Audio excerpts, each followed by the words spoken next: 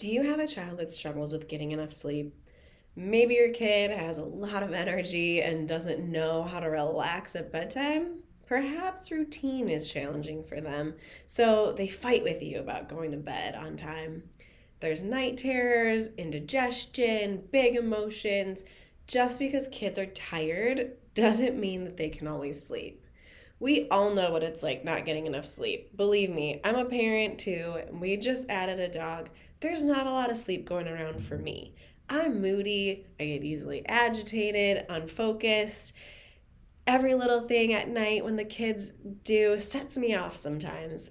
Plus, this little bit of sleep takes a big physical toll on my health as well. Our bodies do some of their best work while they're sleeping, and that's as a fully grown adult. Imagine the effects of children getting interrupted or limited sleep. Kids are constantly going through some level of growth, whether that's learning how to regulate their emotions, exercising and nourishing their bodies, um, adjusting to new routines with friends and school. Sleep is an essential building block for their physical, mental, and emotional development.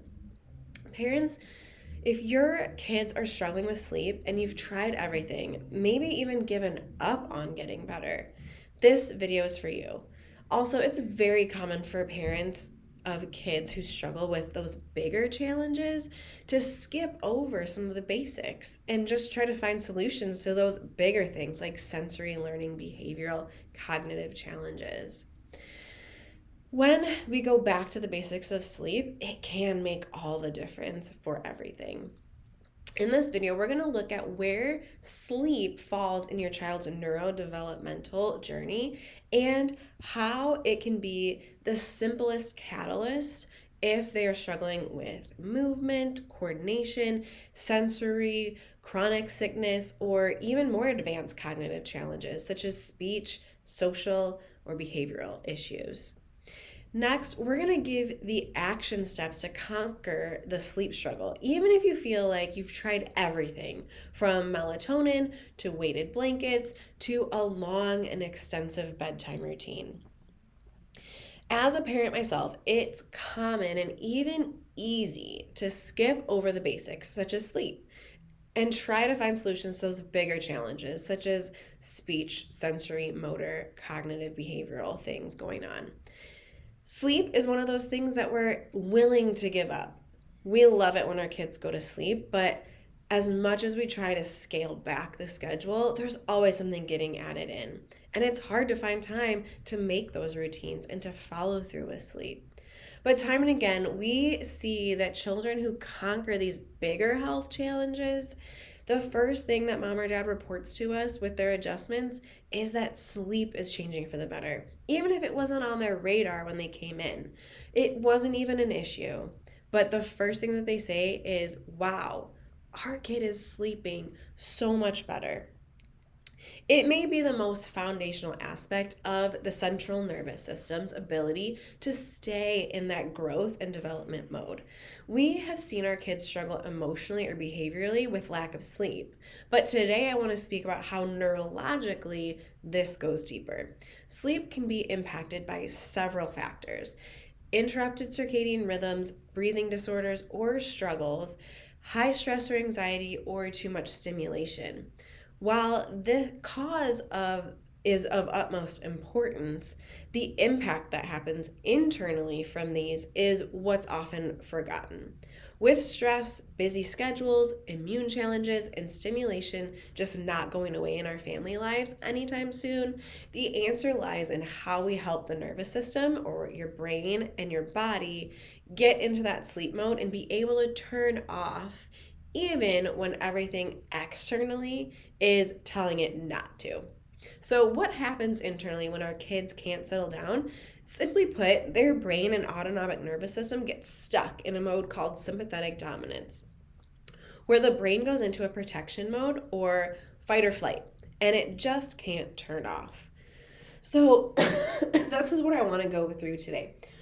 Our parasympathetic nervous system is what really activates that sleep cycle. So, when we talk about going into this parasympathetic state, it's really controlled by the central nervous system. The central nervous system has two ways in which it functions. That first one is the sympathetic, and we like to call it the gas pedal. It's what activates when we are in that fight or flight state, when we're going into protection mode, when we're busy, when things are stressful. Even when kids are playing in the playground, they're activating that stress, that sympathetic mode. Now, that's an okay place to be, but it's a problem if we get stuck in this mode. When we get stuck there, then it's really hard for our body to calm down. That parasympathetic place, that's the brake pedal. That's where our body can be calm and relaxed. That's where our body is relaxed, resting, it's refueling. That's where we get digestion and focus when we're talking about homework and ability to pay attention in school. Also development, so those developmental milestones happen when we can activate this parasympathetic nervous system.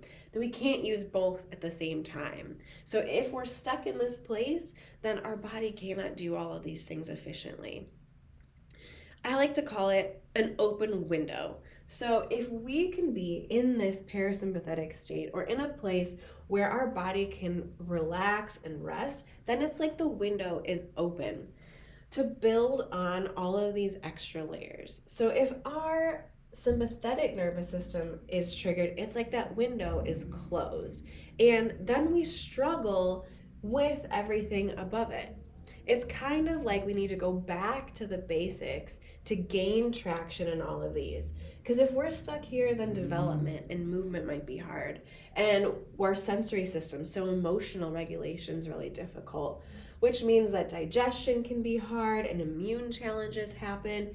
And then speech, social, behavioral, none of that stuff is going to get online if we cannot get this balance to begin with. It all starts with the central nervous system and sleep. So when we can trigger that parasympathetic system, then we get that movement working better. Our sleep helps activate this so that we can move. Our body can relax. The smooth muscle helps with digestion. It can help that smooth muscle with the immune system to help that drain as well. We also get some of that hormone regulation.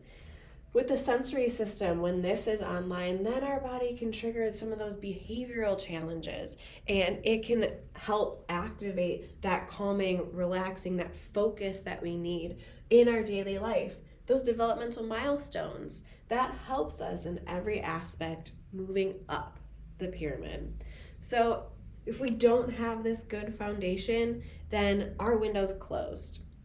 Sleep is so important, and it allows our window to be open. It's that catalyst to help our system move through all of those bigger challenges. Now, if your child has struggled with sleep, you've likely tried the most common answers, such as working on a bedtime routine, using white noise machines or apps, warm baths, avoiding screens before bed, chamomile tea, other sleeping foods, and even upping activity during the day. Because let's be honest, when we've seen our kids at sports and everything, we're hoping they just crash at night. But sometimes that's not true, and then we're all really exhausted. You tried nearly everything, all of these natural at-home sleep remedies for kids, and yet your child is still struggling with sleep. It's time to give Pediatric Chiropractic, that neurologically focused chiropractic care, a try. A neurologically focused chiropractor, we're trained to make gentle, easy, effective adjustments that reduce the stress on the brain and the body, reduce that sympathetic activation, and help the body refer into that parasympathetic place. We activate that nervous system that controls and regulates sleep. Most parents report to us that improved emotional health and sleep are the two biggest changes that our chiropractic patients experience with this approach.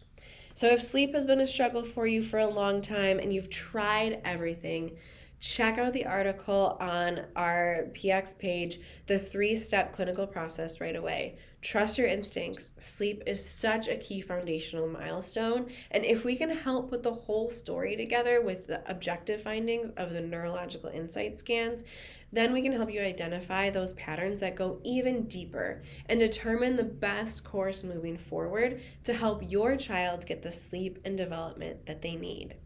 Go ahead and read that article or check it out on our website.